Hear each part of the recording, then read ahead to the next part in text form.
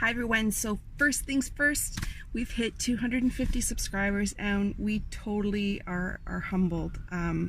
We want to thank you from the bottom of our hearts that this channel has increased and is as successful as it is today.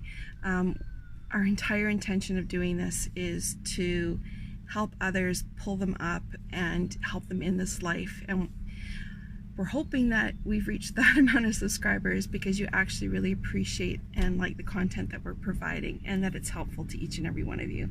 So we just want to thank you from the bottom of our heart. Thank you for making us a success, at least in our minds. It's really important that we're able to help even just one person. So we really appreciate your support and your love. Thank you.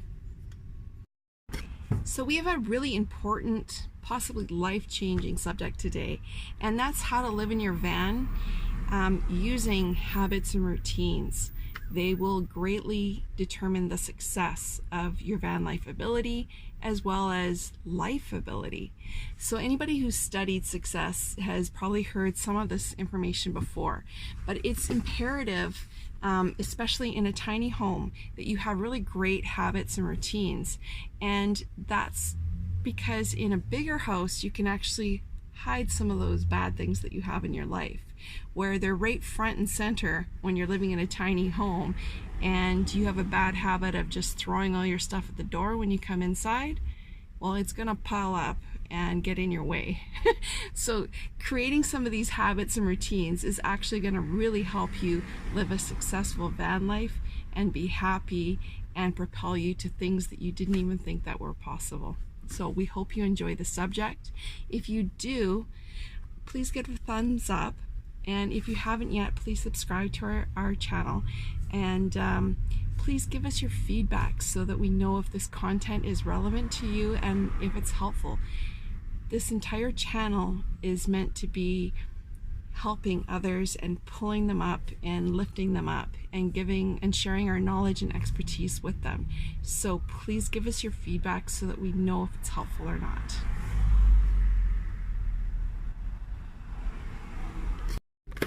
So basically, having no routine or structure in your life actually is extremely draining mentally, physically, and emotionally. So if you have any sort of disability in any way, shape, or form in any of those, it's going to be even more evident why you need to have routines and habits. Now, why do we have routines? Basically, it gives us structure or framework in our life. It helps us move forward, forming positive habits and getting rid of negative habits that we may have in life, like throwing our clothes on the chair all the time. Well, throwing our clothes on the chair and you throw them on the chair in the front might get your van broken into.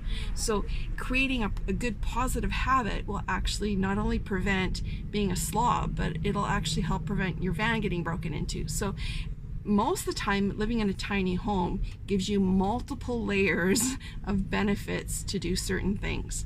And that's why routines and habits are so vitally important, especially living in a tiny home. Now, it also helps give you momentum on super bad days. So I might be in extremely bad pain that I can barely get up, but Eddie's gotten up and now he can pull me. Once I sit up, I'm a little bit better, and we go on with our routine in the day, and now we're actually going to accomplish something, whereas when we're in a house, I would have probably just stayed in bed for a few hours, or he would have gone to work and just left me there. So in that way, if you have any disabilities, having a routine, having something non-negotiable that you do regardless, will actually propel you into like really good things and give you that momentum that you need on bad days. Even if it's not with another person, it's just the habit or routine itself that helps get you there. So I hope you can appreciate this and see how important it really is. Now, following a routine also helps us establish priorities in life. It limits our procrastination because we know we're not going to go and get our breakfast until we've done this and this and this, as an example. It also helps you keep track of your goals. It increases your health instead of laying in bed for an extra few hours, I've actually gotten up and had movement and got some vitamin D and fresh air. So it absolutely impacts your health in a positive way. It lowers your reliance on willpower and motivation. So if you know you're going to do this, it's not like you need to sit there and convince yourself of it. It's something that it's non-negotiable and you're just going to do it. And habits basically take 21 days to form. So if you can successfully get through 3 weeks of doing something every single day, you're going to create a positive lifelong habit that's going to impact the rest of your life. And the more of those habits, or the more things that you can actually create as habits, the more benefit you're going to have to your life in the long run. So habits actually help us in other ways as well. Habits are things that we don't need to use our mind power for. So therefore, because we're not needing to think about how we do these habits or procedures or whatever you want to call them, that mind power can now be used for our business or our money creation or for our life enjoyment. So we can actually be more present in other things in life.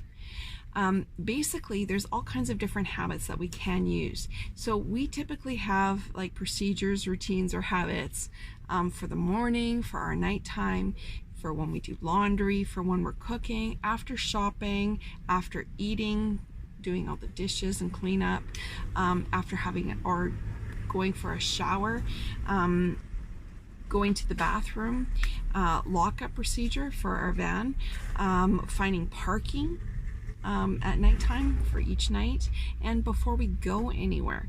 So basically, these totally help us make mindless decisions on what we're going to do, because it's something that we already have a predetermined criteria for and a procedure for. So we don't need to think about them. So that's what makes habits and routines so fantastic. Good morning, Your Majesty. It is another beautiful day in Zamunda. So quite simply, our morning routine is really nice and easy. One of us gets up.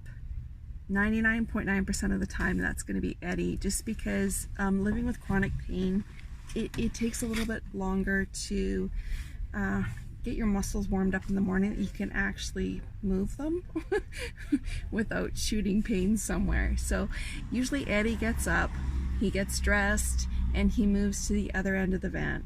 So either when he moves to the other end of the van, or if he moves to the other end of the van, he's typically getting ready to go out.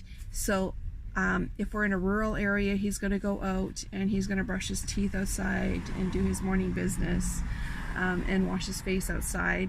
Or if we're in the city, basically we're typically part of our parking routine is that we find a place where we can use a washroom in the morning. So he goes out to go and use the washroom to do those things, to brush his mouth, wash his face, and basically start the day looking great.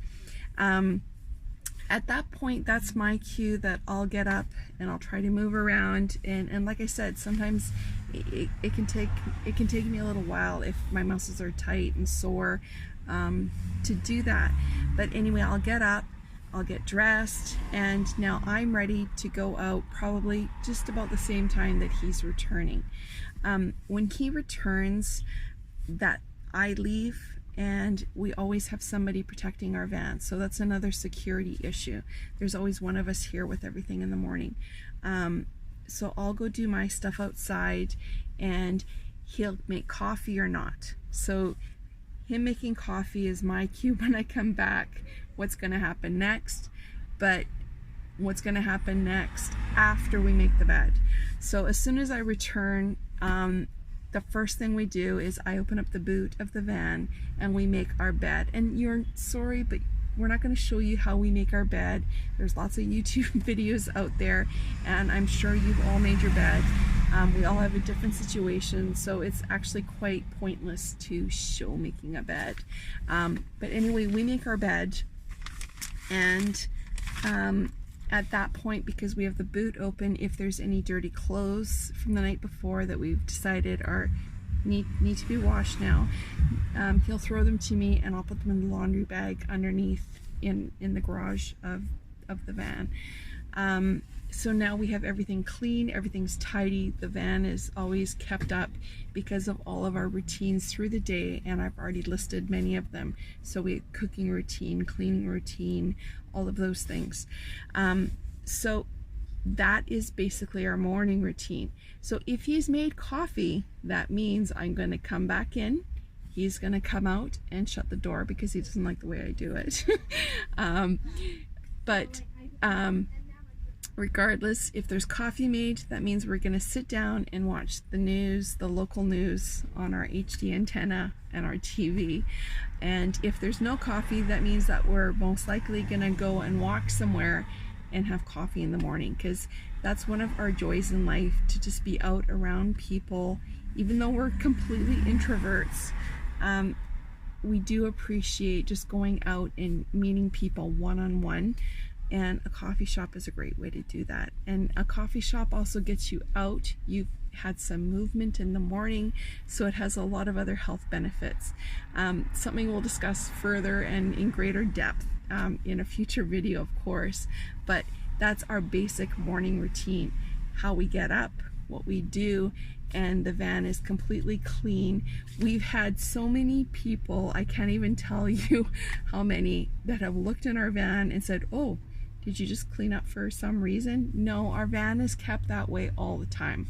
And that is actually thanks to the habits and routines that both of us have, that we get up and do these things no matter what, no matter how we feel, no matter anything. Everything is put away and everything has a place. And we will discuss this further, especially about habits and creation of habits in the future, because it is very relevant. And living in a van is quite easy to have these things completely go out of control. In a larger house, you can hide certain things and certain bad habits for a very long time and nobody will ever know. But that's not the case in a tiny home. So in a tiny home, you need to be more aware and more on top of these things. And if you are, you're going to have a much better life and be able to focus on the things that matter most in life. So we hope you enjoyed this video. We hope it's helpful. Please let us know and give us your feedback in the comments. Thank you so much. Cheers.